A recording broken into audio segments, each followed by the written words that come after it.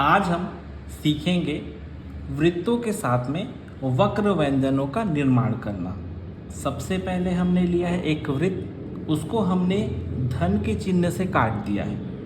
अब इसको अगर मैं घड़ी की दिशा से लूँ तो ये 9, ये 12, ये 3 और ये 6 एक क्लॉकवाइज बन गया, मतलब घड़ी की दिशा बन चुकी है।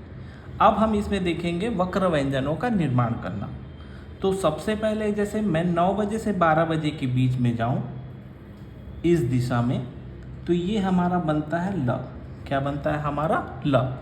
नीचे से ऊपर जाने वाली रेखा को हमने देखा है, पहले हमने क्या कहा था उसे ऊर्ध्वगामी।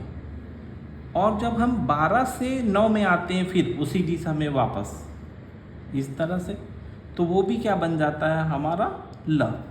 तो जिस हिसाब से डायरेक्शन बना हुआ है ल नीचे से ऊपर, तो ये ऊर्ध्वगामी हो गया।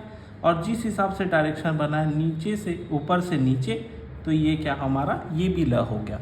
तो एक ऊर्ध्वगामी ल और एक अधोगामी ल। उसी प्रकार से हम अगला देख रहे हैं 12 बजे से 3 बजे। 12 बजे से 3 बजे बोलने से इस डायरेक्शन में, तो ये क्या होता है हमारा र। अब र हमने 30 अंश का कोण भी देखा था, जो ऊर्ध्वगामी जाता है नीचे से ऊपर, और एक हमारा र आता है ऊपर से नीचे की तरफ, ये हमारा अधोगामी र है। ये वक्र व्यंजन है, इसलिए ये कोण नहीं बनाता।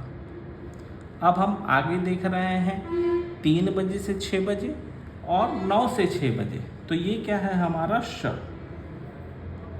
9 से 6 और 3 से 6, इसके कितने प्रकार होते हैं? स के 3 होते हैं, बायां दायां दोनों, ये भी बायां दायां दोनों, और ये भी बायां और दायां दोनों। अब इस प्रकार से हमारा श श बायां, श और श दायां। तो हमारे एक वृत्त को अगर हम धन के चिन्ह से काटेंगे तो 9 बजे से 12 बजे हमें ल मिलता है जो ऊर्ध्वगामी है, और 12 से 9 बजे में आता है वो हमारा अधोगामी है।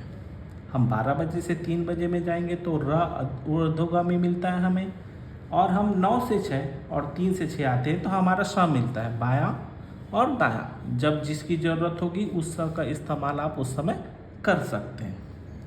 आगे देखते हैं। अब हमने एक वृत्त को गुणा के चिन्ह से काट दिया है।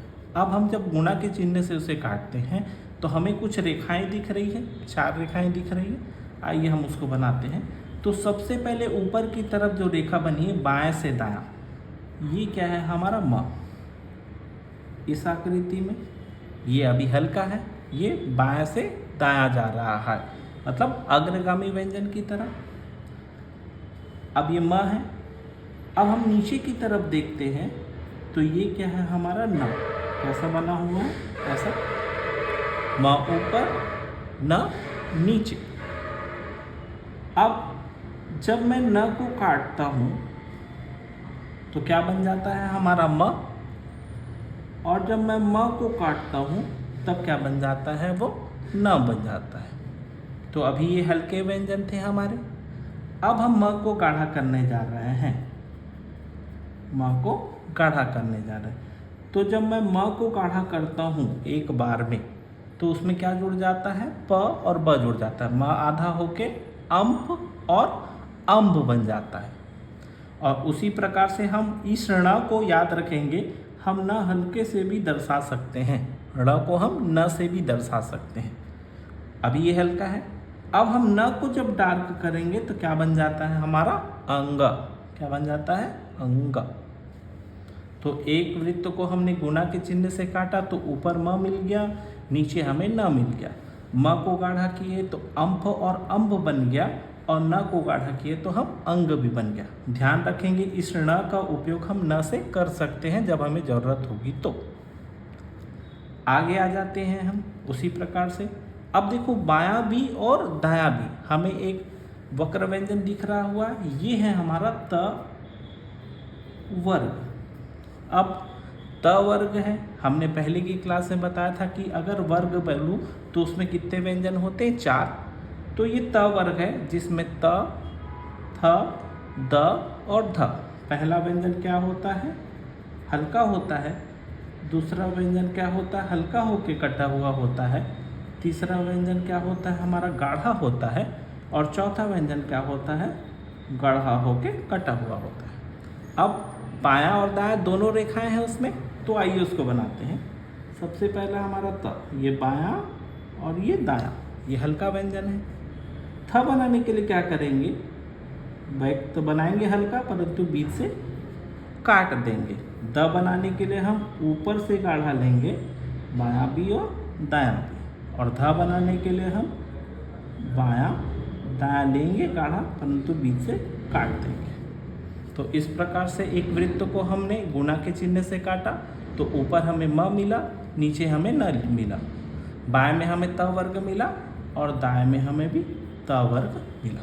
इस प्रकार से एक वृत्त को हमने व्यंजन के आधार में बांटा। अब हमारी कुछ और रेखाएं हैं, जो होता है व, जो नीचे से ऊपर की तरफ जाता है, एक ऐसा आकृति होती है। ये क्या है, हमारा व। ये भी टी संस्कृत श्रेणी में आता है।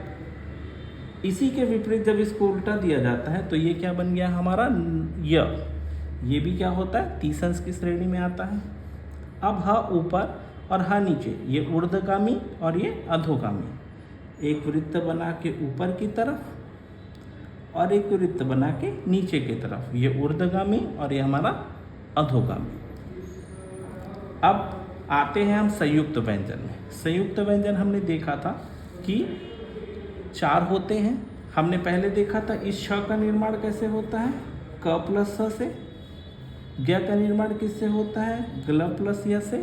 श्र का निर्माण किससे होता है, स प्लस र से। और त का निर्माण किससे होता है, त प्लस र से। तो क और श बनाने के लिए हम क और स बना सकते हैं। ग बनाने के लिए ग और य बना सकते हैं। स्र बनाने के लिए स और र बना सकते हैं। और त र बनाने के लिए त और र बना सकते हैं। तो इस प्रकार से हमने पूरे वृत्त के आधार में वक्र व्यंजनों को बनाने सीखा।